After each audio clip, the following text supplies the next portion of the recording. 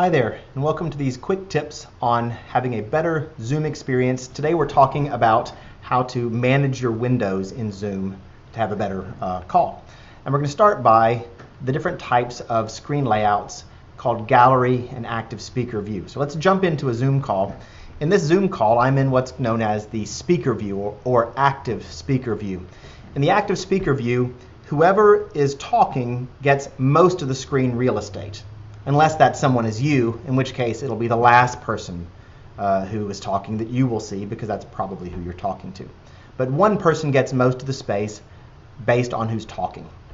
You'll notice that the other videos are still there, but they're kind of arrayed along the top. At least a few people. If there's more, then you can scroll to see other people. Now, in the top right of this window, you'll notice that there's a little grid in the words gallery view. Now, that doesn't mean that this is gallery view. That's actually a button to take you into gallery view. So it's a little bit misleading.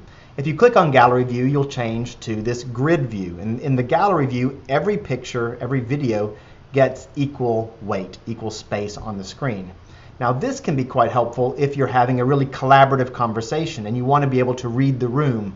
You know, are people nodding in agreement? Is there a sort of skepticism? Maybe somebody's looking to interject, and you can read the room like you would in an actual room because you can see everyone on the call. So that is gallery view versus speaker view. And again, you can push the button in the top corner, top right corner to change between them.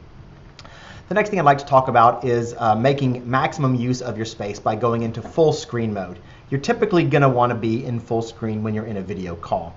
And the way you get into full screen is just to the side of that gallery speaker view button, there's a little icon and it looks sort of like this. It's like a broken square.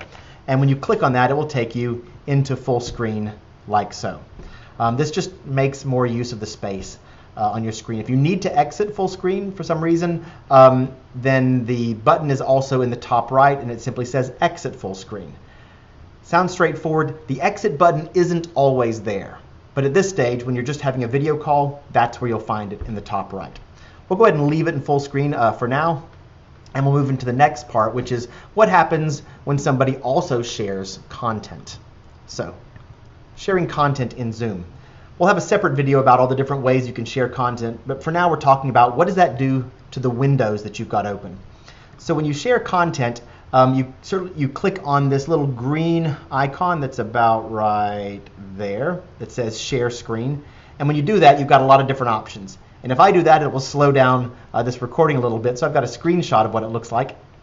These are some of the options you have. You can share your entire desktop, any given application, the sort of things you might be used to using a tool like Skype. You can also do whiteboard, share iPhones, stream audio, all kinds of things. For this example, though, I want to show what happens to your screen when somebody else shares content and you're just viewing it. So to do that, I'm going to share from a different computer. So I've got a computer over here, and we're going to share a PowerPoint deck. So I'm going to come in here, and I'm going to click Share Screen, and I'm just going to pick a PowerPoint deck. Now, when content is shared, you're going to get different layout depending on where you are in the tool. So what I'm going to do really quickly is I'm going to switch this to a different view just to show you how it might look most commonly when you first install. So you're most likely to see something like, maybe something like this. So in this setup, what you've got is speaker mode side by side. So what you've got is the content being shared here on the left, and then over here on the right you've got the current active speaker, just as you would if they were talking to you.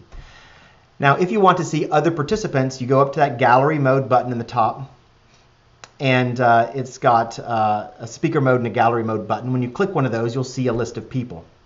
Now only a few, you'll see the first 4 or 5 or 6 videos. But notice that this divider between the content and the videos, you can grab it and you can move it around. Now this is helpful if you go more to the right. It makes the videos smaller. You can get an extra video or two in. Give more space to the content if that's where you want your attention to be. But you can also drag out to make the content smaller. And if you go far enough, it will start to pop in more columns. So I'm going to go here, maybe a little bit further. And you'll see that I've got 2 columns. Where this is handy is if you have 10, 20 people on a call, you might have lots of little videos, you drag it over, you get a whole grid of little videos, and you can sort of watch the content and see lots of people on the call, maybe everyone on the call, at the same time by using side-by-side mode. So you can adjust that divider. Now that's side-by-side mode. A couple of things to note here.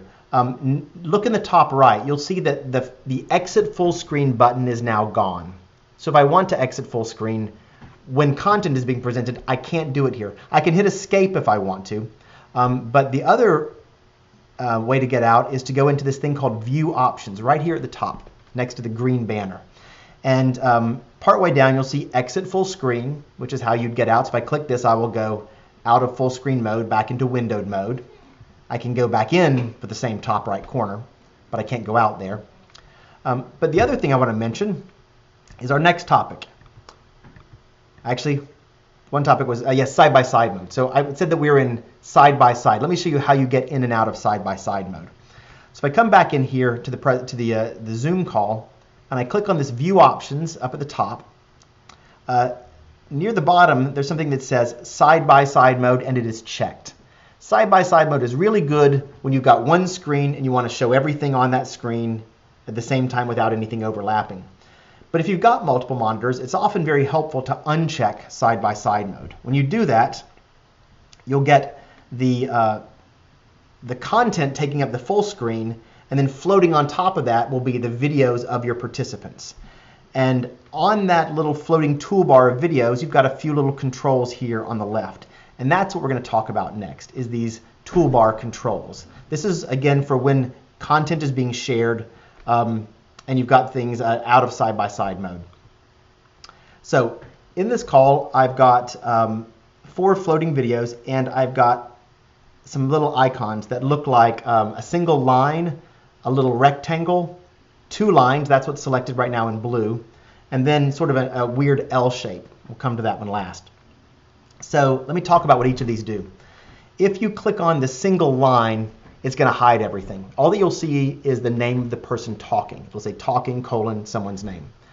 When do you want to use this? You might want to use this if you're giving maybe a longer presentation and you don't want to see any videos because you're the only one talking and you don't want to look at yourself and you don't just want to look at someone staring at their webcam. So you might just hide video altogether while you're doing your presentation. Also, if you are maybe taking notes in some way or annotating, you might want to see the name of the person talking, and because it just displays the name, that's the thing that will grab your attention, and that might make it a little bit easier. We don't use this a lot, but those are some situations where you might use it. The rectangle next to that, the single rectangle, just shows the active speaker mode, rather like we had in the before we shared content. This will show one video thumbnail, which you can position wherever you like. And this is often good if someone's presenting a deck, let's say, and you just want to watch the person while you look at the deck, and that's the only video you will see is just the person talking. So this is one that's actually pretty useful. Next to that is the 2 lines, and if you click the 2 lines on top of each other, you get this little film strip. They call this thumbnail view, and you will get 4, 5, 6, the first several videos listed. This will basically give you the person who's currently talking. It'll also give you yourself. So if you want to be able to see yourself because you're on camera while someone else is talking, this is a way to see that without it taking up a lot of space. And you'll have a couple of other videos, usually maybe the host or the people who are recently talking. And so it's a subset of videos. And again, you could scroll on that. If we had more people in this call, I've only got 4 cameras right now, 2 phones and 2 computers. But if we had more, there would be an additional icon right after the one that's currently showing, and it would be a grid, just like the one in the gallery view. If you click on that, you would get a multi-dimensional grid with rows and columns, and you could resize it to be more vertical or more horizontal. You could drag it out, and that would be really helpful if you have a second window. You can drag that over and spread it out, and you can see everybody on the call, or at least as many as your processor will support, usually either 25 or 49 at a time. You can go through multiple pages. So that can be helpful. And any of these, if you get to like the single video here, see I can also resize this. So you can sort of shape these windows to what's comfortable for you. The last one I want to talk about is this one that's at the far right, or if you have it in the thumb strip, it's at the bottom.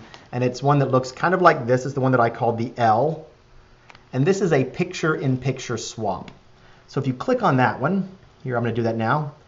You'll notice that what's happened is the speaker takes up most of the space and their shared content goes to this little resizable window. Now this is actually a really helpful thing to do if you're watching a longer presentation. What it allows you to do is to choose whether, just like you were in a room, do you want to focus mostly on the presentation that's on the screen, or do you want to mostly focus on the person who is doing the talking? And maybe you'd want to switch at different times. Now to be clear, when you push this picture-in-picture swap, it's just called swap. When you click the swap button, it's only going to swap what you see. It won't affect anybody else's view in the call. But that's a helpful way to kind of manage where your attention is and how to use your real estate to get the most value out of your call. So those are our quick tips for having a better video experience. I'd say if there's a takeaway from this, it's that the rules of thumb are that you're pretty much the gallery or speaker view and these toolbar controls, use whatever makes sense to you based on the content and your setup. Full screen, you're pretty much always going to want to use. It's good to know how to get in or out, but you generally leave that on. And finally, as for side-by-side, I'd say if you have one monitor, you probably want side-by-side, or at least consider it. If you have multiple monitors, it's typically better to exit side-by-side and move content onto different displays to make the most of that real estate. So those are our quick tips for a better use of Zoom windows for your next Zoom call. Good luck with that call, and take care. Bye-bye.